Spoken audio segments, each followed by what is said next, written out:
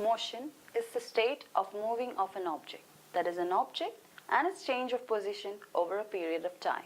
But an object cannot move on its own. After all, it's not a pug that's running behind a kid. Consider a football kept on the ground. It stays at one place even though it's spherical and can roll out easily. But how does it not move? It is not held by anyone. It is a free body. Inertia holds the ball to remain in its position. Position here is not only the body at rest, but also its motion and its direction. Newton's first law of motion puts this phenomenon into a clear definition.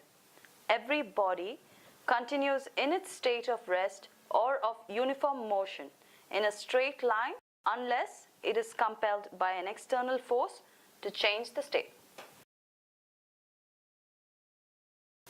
What is this force that changes the position of the ball?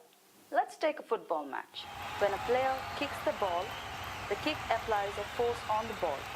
This force changes the position of the ball. Yes, force is defined as that which changes the state of the body. Any body has its own mass and acceleration while in motion, and this constitutes the formula for finding force.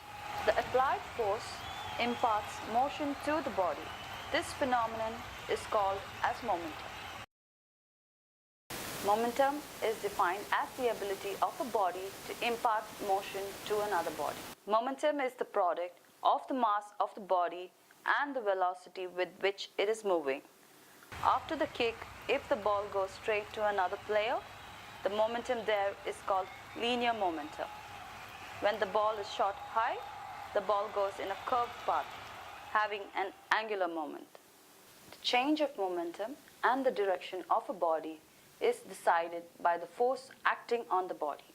Sir Newton defined this as the rate of change of momentum of a body is directly proportional to the external force acting on it and takes place in the direction of the force.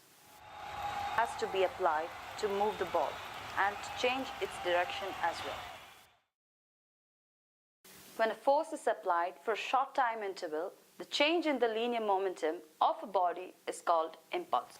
The player has to apply a force on the ball in a short interval of time, either to change its direction or to stop it.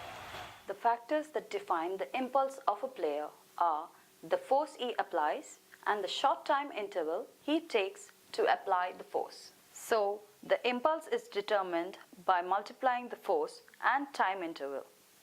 With the impulse, he scores a goal.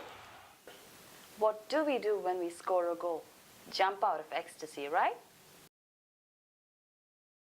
When you jump, you apply a force downwards on the ground.